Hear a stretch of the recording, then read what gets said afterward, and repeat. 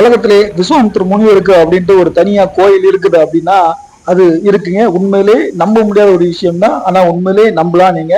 விஸ்வாமித்திர முனிவருக்குன்ட்டு ஒரு கோயில் உலகத்திலே ஒரே இடத்துல தான் இருக்கு. அது வேற எங்கேயும் இல்லை. நம்ம திருநெல்வேலி மாவட்டம் தென் கடற்கோடியில தான் இருக்கு. அதே மாதிரி சிறுடி சாய்பாபா கோயில் இருக்கு இல்லையா, அந்த சிறுடி சாய்பாபா கோயிலை போன்ற ஒரு அதோட டூப்ளிகேட்னே சொல்லலாம், அதோட இன்னொரு வெர்ஷன் சொல்லலாம். அதே மாதிரியும் ஒரு கோயில் நம்ம தமிழ்நாட்டுல திருநெல்வேலியில தென் தமிழகத்துல இருக்கு அப்படின்னு நம்ப முடியுதா?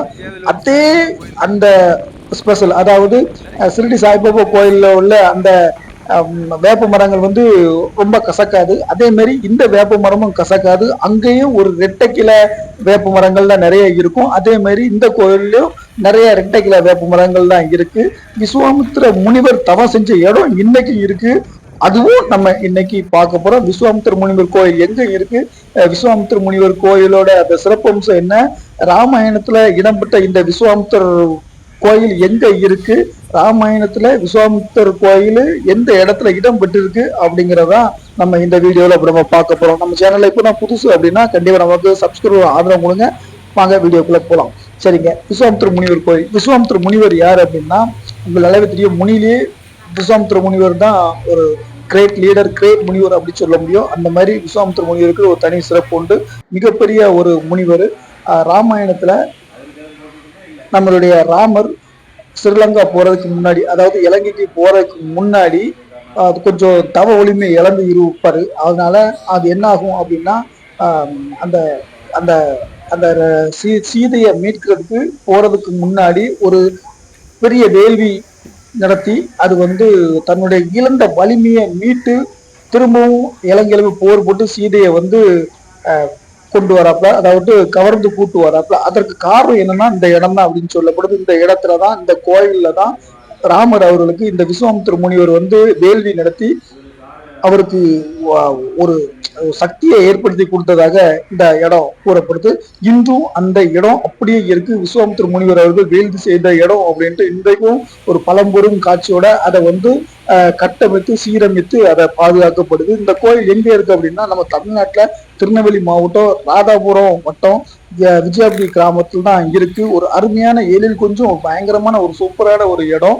விஸ்வாமித்திர முனிவர் வந்து வாழ்ந்ததுக்கான அறிகுறிகள், விஸ்வாமித்திர முனிவர் வந்து ஒரு ஒரு சக்தி யாந்திரம் செஞ்சு வந்து நம்ம ராமர் கொடுத்ததாகவும் அந்த சக்தி யாந்திரம் இன்னைக்கும் நம்மளுடைய அந்த விஸ்வாமித்திர முனிவர் கோயில்ல இன்றும் இருக்குது அப்படின்னு சொல்லப்படுது. இந்த கோயிலோட ஒரு பெரிய சிறப்பம்சம் அப்படின்னா இழந்ததை மீட்ட ஒரு கோயில் அப்படின்னு சொல்லப்படுது. அதாவது இழந்ததை மீட்ட அப்படின்னா இழந்த சக்திகளை மீட்க தேவையான இடம் இந்த விஸ்வாமித்திர முனிவர்கிட்ட இருக்கு அப்படின்னு சொன்னு இங்க வழிபாடு பட்டா அந்த இழந்த சக்திகள், அதாவது குறிப்பா சொல்ல போனா பெரிய பணக்காரரா இருந்திருப்பாங்க, அவங்க வந்து ரொம்ப இப்ப ஏழை நிலைமையில இருப்பாங்க, தொழில நஷ்டம் ஓகோன்னு கொடி கட்டி பிறந்திருப்பாங்க, இப்போ தொழில நஷ்டமா இருக்கும். அதே மாதிரி வந்து அரசியல்ல பயங்கர ஃபேமஸா முதலமைச்சரா கூட இருந்திருப்பாங்க. அப்புறம் சில சர்க்கிள்கள்லாம் வந்திருக்கும். ஏன்னா பெஸ்ட் உதாரணத்துக்கு நம்ம ஓபிஎஸ் அவர்களே இங்க வந்து வழிபாடு செஞ்சதாகவும், சசிகலா அவங்க வழிபாடு செஞ்சதாகவும், அதே மாதிரி வந்து விஜயகாந்த் வழிபாடு செஞ்சதாகவும், யோகி பாபு பல நடிகர்கள் சைலண்டா வெளியே சொல்லாம எந்த ஒரு ஆர்ப்பாட்டமும் இல்லாம வழிபாடு செஞ்ச இடமாகவும் இது கூறப்படுகிறது.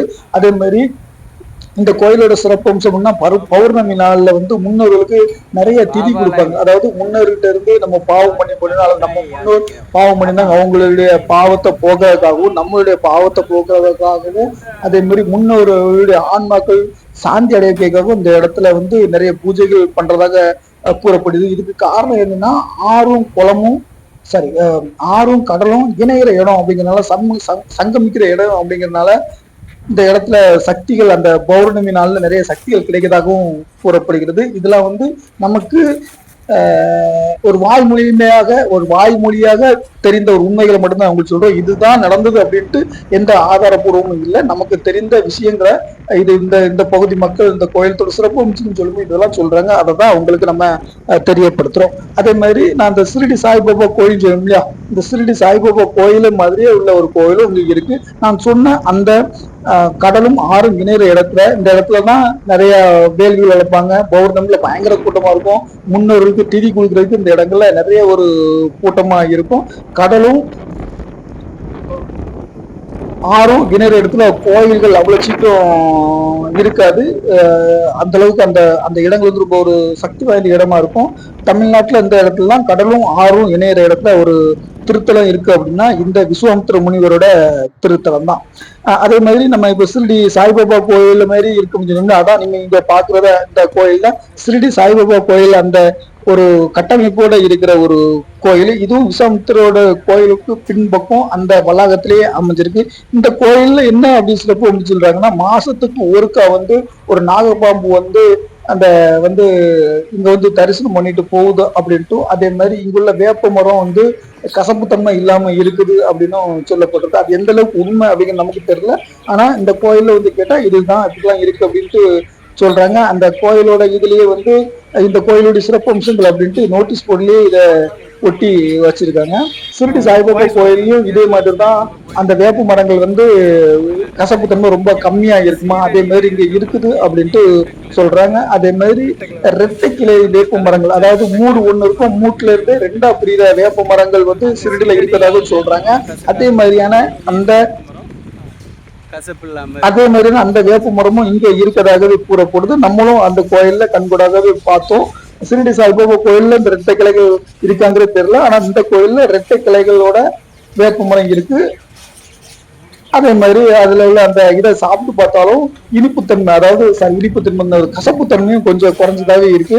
இப்போ இந்த கோயில் வந்து மிகப்பெரிய ஒரு பிரபலமா வந்துட்டு இருக்குங்க. நிறைய கூட்டம் வந்துகிட்டு இருக்கு. இது நிறைய பேருக்கு தெரியுமா தெரியலையா அப்படிங்கிறது நமக்கு தெரியல. ஆனா நிறைய பிரபலங்கள் இப்ப நம்ம அந்த ஊரோட பக்கத்து ஊர் அப்படிங்கிறதுனால இருக்கும்போது இன்னைக்கு அவர் வந்திருக்காரு, இவர் அந்த ஆக்டர் வந்திருக்காரு, இந்த ஆக்டர் வந்திருக்காரு அப்படின்னு சொல்லுவாங்க. ஒரு ஒரு சைலண்டா வந்துட்டு போற ஒரு இடமா தான் இந்த இடம் இருக்குது. அதே மாதிரி பெரிய பெரிய ஆக்டர்ஸ், பெரிய பெரிய அரசியல்வாதிகள்லாம் முன்னோர்களுக்கு திதி கொடுக்கறதுக்காகவும் முன்னோர்களுக்கு பூஜைகள் பண்ணி வழிபாடு பண்றதாகவும் இந்த இடத்தை யூஸ் பண்றாங்க. என் காரணம் என்ன அப்படின்னா, கடலும் ஆறும் ஒரே இடத்துல இணைகிற அந்த இடம் இங்க இருக்கிறதுனால இந்த இடத்துக்கு வர்றதாக சொல்லப்படுது. அது எந்த அளவுக்கு அதுல வந்து அவங்களுக்கு சக்தி கிடைக்குது, இழந்த சக்தி எப்படி மீட்கிறாங்க அப்படிங்கிறது நமக்கு தெரியல. ஆனா அந்த கோயிலோட சிறப்பு அப்படின்னு சொன்னா, இழந்த சக்தியை வந்து கண்டிப்பா அந்த கோயில்ல வழிபாடு பண்ணா அத மீட்டிக்கப்படும் அப்படின்னு சொல்றாங்க. இழந்த சக்தியை மீட்கணும்னா அந்த கோயில தான் வழிபாடு நடத்தணும் அப்படின்னு எங்க ஏரியாக்கள்ல சொல்றாங்க. ஏன்னா எனக்கு திருநெல்வேலி தான், அந்த கோயில்ல இருந்து எனக்கு ஒரு 3 கிலோமீட்டர் என்னுடைய ஊரு. அதனாலதான் நமக்கு இதோட கேள்விப்பட்டிருக்கேன். அதே மாதிரி அது பக்கத்திலேயே விஸ்வாமித்திர கோயில், அதுக்கு பக்கத்திலேயே அந்த விஸ்வாமித்திர வழிபட்ட மகாலிங்கேஸ்வரர் கோயிலும் இருக்கு.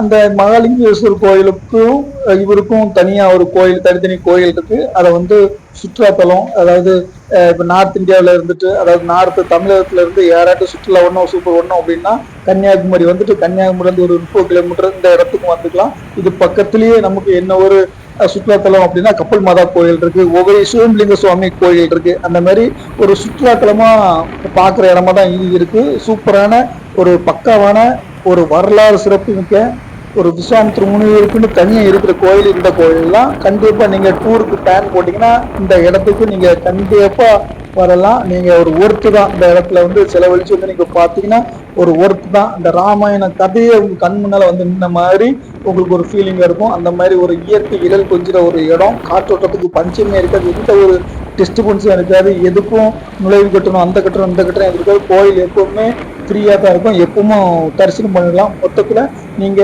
சவுத் இந்தியால ஒரு டூர் போடணும், அதுவும் ஆன்மீக சுற்றுலா போடணும் அப்படின்னா இந்த கோயிலுக்கு நீங்க வந்தீங்கன்னா ஒரு அருமையான உங்களுக்கு ஒரு அனுபவம் இருக்கும். கன்னியாகுமரி வாங்க, கன்னியாகுமரியில இருந்து வர்ற வழியிலேயே இந்த விஸ்வாமித்திர முனிவர் கோயிலை தரிசனம் பண்ணுங்க. இது முடிச்ச உடனே ஒவ்வொரு சிவலிங்க சாமியை தரிசனம் பண்ணுங்க. அதுக்கப்புறம் கப்பல் மாதா கோயிலை தரிசனம் பண்ணுங்க. அதே மாதிரி அதுக்கு அடுத்து வந்து குலசேகரப்பட்ட தரிசனம் பண்ணுங்க. அதே மாதிரி திருச்செந்தூரை தரிசனம் பண்ணுங்க. அப்படி வந்து ஒரு தரிசனம் பண்றதுக்கு ஒரு ஏத்த இடமா இருக்கும். நம்ம சொன்ன தலைப்பு மாதிரி விஸ்வாமித்திர முனிவருக்குன்ட்டு தனியா இருக்கிற ஒரு கோயில் உலகத்துல இந்த ஒரு கோயில் தான், வேற எங்கேயும் விஸ்வாமித்திர முனிவருக்கு கோயில் இல்லை அப்படின்னு சொல்றாங்க. நானும் நமக்கு இது எந்த விதத்துல உண்மைங்கிறது தெரியல.